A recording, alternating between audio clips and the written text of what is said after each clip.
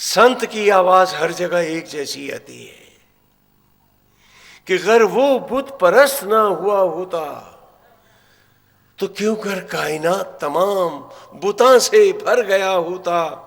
अरे मत कहो कि बुत परस्ती है गुनाह, नाम अव्वल उसी का आएगा, क्योंकि सबसे बड़ा बुत परस्त वही कहलाएगा जो सबको बना रहा है।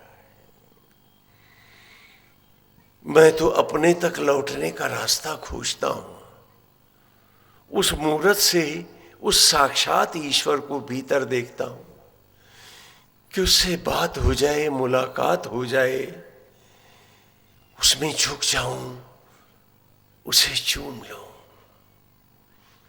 वो और कोई नहीं, मैं ही हूं, लेकिन मेरा मुझसे जुड़ाव नहीं हो पा रहा। यही तो आवागमन है, यही तो दुख है, पीड़ा है। और सारे सुख कुत्ते के मुंह की हड्डी है बस।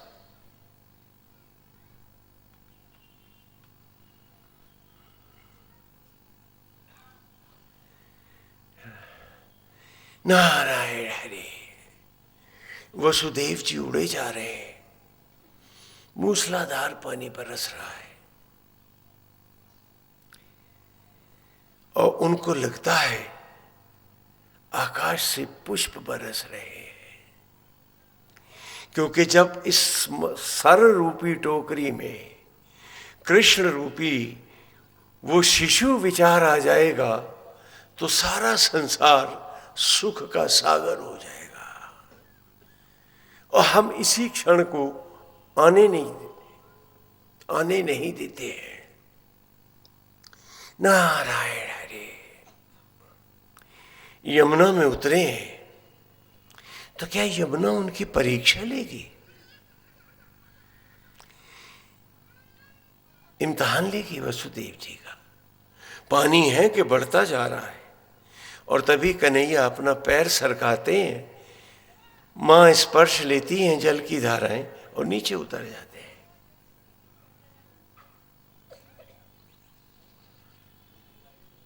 वो तो प्रभु के चरणों का स्पर्श पाना चाहती है, क्योंकि वो तो यमुना है। यमुना का अर्थ जानते हो?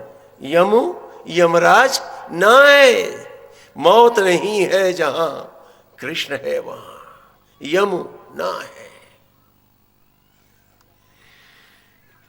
और हम हैं कि अपने को भुलाए बैठे हैं और चौधराहट में हर क्षण को तबाह कर रहे हैं।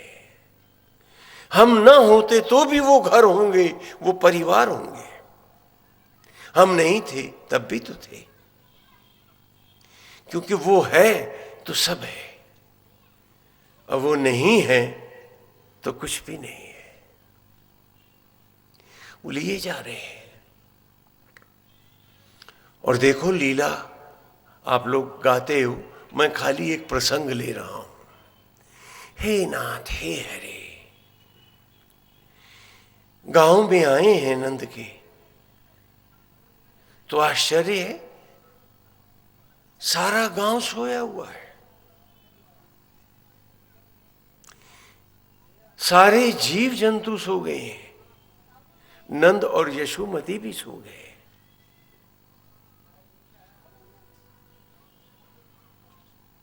क्या बात है, वहां भगवान प्रकट हुए और सारे पहरेदार सो गए, और यहां माया प्रकट हुई तो सारा देव समाज सो गया। जब जब तुम्हारे मन में आसक्तियां और विषय जागते हैं तो तुम्हारा देवत्व सो जाता है और राक्षस वृत्ति जागती है। एक सेठ जी हमारे पास आए, कहने स्वामी जी माला फेरता हूं तो नींद आने लगती है। तो हमने कहा इसमें गलत क्या है? कोई गलत बात नहीं है। लाला एक बात बताओ, क्या कभी नोट गिनने में भी नींद आती है? बोले नहीं आती। तुम्हें कहीं जागोगे कहीं सोओगे। जो माया में जागते हैं वो भक्ति में सो जाते हैं, और जो भक्ति में जागते हैं वो माया में सो जाते हैं। इसलिए भगवान प्रकट हुए तो असुर जगत सो गया, यहां योग माया प्रकट हुई तो सारा का सारा नंद का गांव सो गया। घर में बच्चा हो और सब सो जाए, ऐसा होता है। लीला का अर्थ समझो। जो सब लोग गाते हैं, भजन गाते हैं, ये खाली मन की शांति पर नहीं है, अनंत की राह है।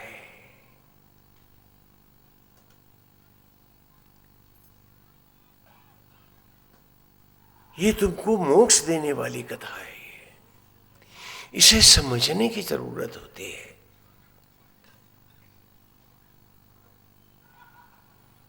सोचते हुए जा रहे थे कि नंद जी से ढेरों बात करूंगा, उनको बताऊंगा कि महाविष्णु के आदेश पर स्वयं नारायण प्रकट हुए हैं, और नंद जी आप ऐसा करो कि आप इसको यशोमती के पास रख दो और वहां योग माया मेरे को दे दो तो मैं लेके लौट जाऊं। लेकिन वो किससे बात करें, वहां तो सब सो गए।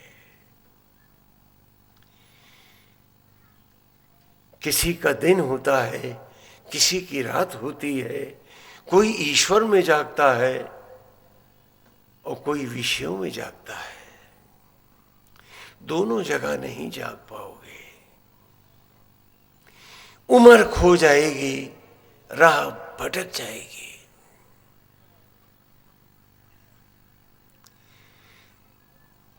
सर से टोकरी हटाई और कन्हैया जी को यशोदा, सब सो रहे हैं तो सीधे भीतर चले गए। द्वारपाल सो रहे हैं, सब सो रहे हैं, जीव जंतु सो गए। और कन्हैया जी को उन्होंने यशोमती के पास रखा और योग माया को टोकरी में रखा। अचानक उन्हें चिंता आ गई, अरे पीछे कंस आ गया तो क्या होगा। ये तुम्हारे घर की कहानी है ना, हर काम में एक चिंता देवी बैठी, पलट के भाग। सर पे टोकरी रखी, योग माया को लिया, भाग ली। मन मन भर के पांव हो रहे हैं, दम फूल रहा है।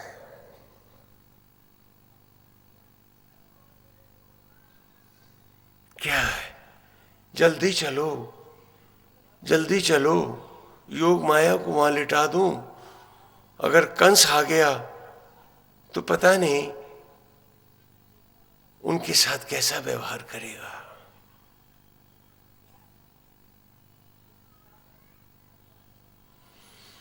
दम फूल रहा है, भागे जा रहे हैं, पसीने से लथपथ है। जब कन्हैया थे टोकरी में तो परमानंद था, उड़े जा रहे थे आनंद पे। और जब योग माया आई तो दम फूलने लगा, मन पांव एक एक मन के हो गए, भागे जा रहे हैं। ये किसकी कहानी है बताओ। और अपने को नहीं पढ़ा तो फिर मनुष्य योनि में क्यों आए। भगवान को चाटुकारों, चमचों और भांडों की कोई जरूरत नहीं है, उन्हें तो भक्तों की दरकार है। और भक्त वही होगा जो कभी ईश्वर से विभक्त नहीं होगा, अलग नहीं होगा, जो प्रभु को ही सामने रख के जिएगा, जो कभी भी पाप नहीं करेगा कि नहीं करना है।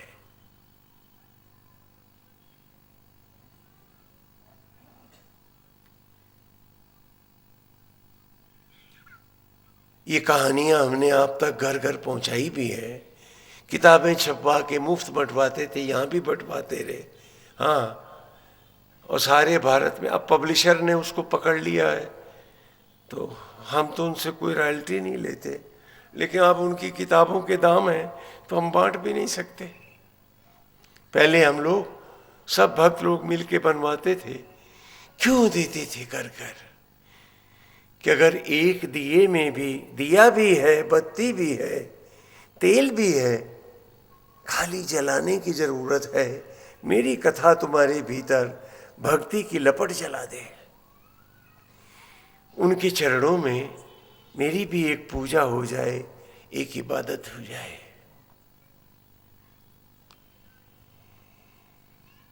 लौट के चल दिए, और जैसे ही लौट के आते हैं, योग माया को टोकरी से निकाल करके देवकी जी के पास रखा, और उन्हें गहरी नींद आ गई। थके तो थे ही बेचारे बहुत, सो गए। और हथकड़ियां और बेड़ियां फिर लग गई कि जिस क्षण तूने भक्ति को छोड़ा, संसार की हथकड़ियां और बेड़ियां तुझे फिर बांध लेंगे। मैंने इतनी माला फेरी है, मैंने कहा वो पुण्य कहां रखा है? माला तो ईश्वर फेर रहा है तेरे शरीर में सांसों की। अगर भगवान कुछ माला फेरते हुए छोड़ दे बाकी, तो बेटा क्या होगा? सब लोग गाएंगे ना फिर, राम नाम सत्य है, जा रहा है, क्योंकि सांस की माला रुक गई इसकी। तो मालाओं का दंभ क्या करते हो? माला तो वो फेर रहा है, तभी तो सांस चल रही है, हम बोल रहे हैं, हम सुन रहे हैं, सत्संग कर रहे हैं। उनके जैसी माला फेरनी आती है? माला इसीलिए दी थी। और फकीर ने कहा भी, संत ने, माला फेरत जुग फिरा, माला फेरत जुग फिरा, फिरा न मन का फेर। अरे कर का मन का जानी सम, मन का फेर। मन के भी तो मन के गुमा साथ में है। हाँ, वहां कुछ और कहा है, वहां तो कहा है कि कर का मन का डारी के, और मन का फेर। मैं बोला ये नहीं कहूंगा, संत की वाणी है तो भी नहीं कहूंगा, क्योंकि जिसने कर का मन का डार दिया, उसके मन का तो फिर नहीं सिरा। हाँ, वो भी नहीं गया, ये भी गया। तो कहा कर का मन का जानी सम, मन का फेर। मन उसके रूप रस माधुरी का वो पीता रहे, जीवन चलता रहे। पहरेदार जाग गए, कंस के पास खबर गई कि 8वां प्रसव भी हो गया। नंगी तलवार लेकर वो दौड़ता हुआ आया,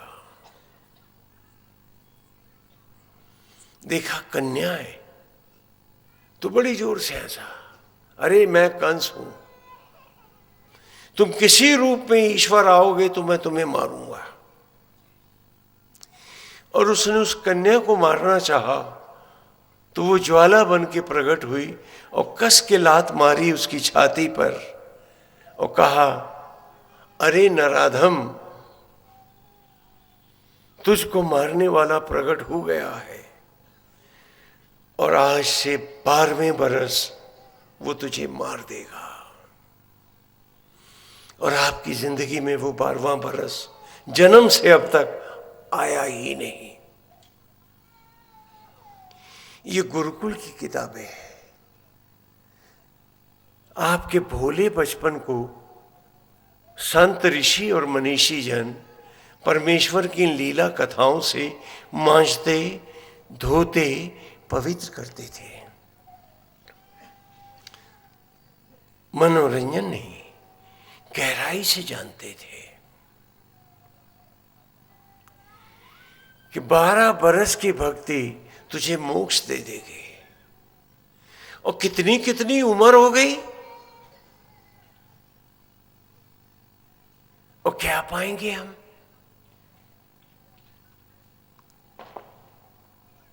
और ये 12 साल गुरुकुल के थे, बचपन के। आज जैसे स्कूल में, मदरसों में बच्चे पढ़ने जाते हैं, उस जमाने में जंगल में आपके पुरखे ऋषियों के यहाँ पढ़ने आते थे। तो ऋषि जानते थे कि सबसे जरूरी है इसको जानना। यदि अपने को नहीं जाना तो इसका सारा जीवन व्यर्थ हो जाएगा।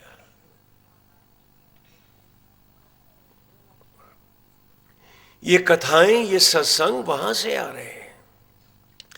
इन भगवान को, ईश्वर को किसी भक्त की नहीं जरूरत।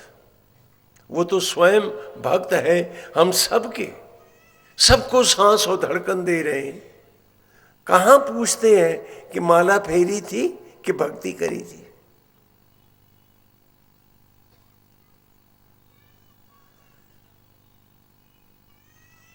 मेरी सांसों की माला भी वही चला रहे हैं, धड़कनों का व्यापार भी उन्हीं से है। मुझे है उनकी जरूरत कि काश मैं अपने पिता को पालूं, तो बेटा तो वही जो बाप के नक्शे कदम जाए,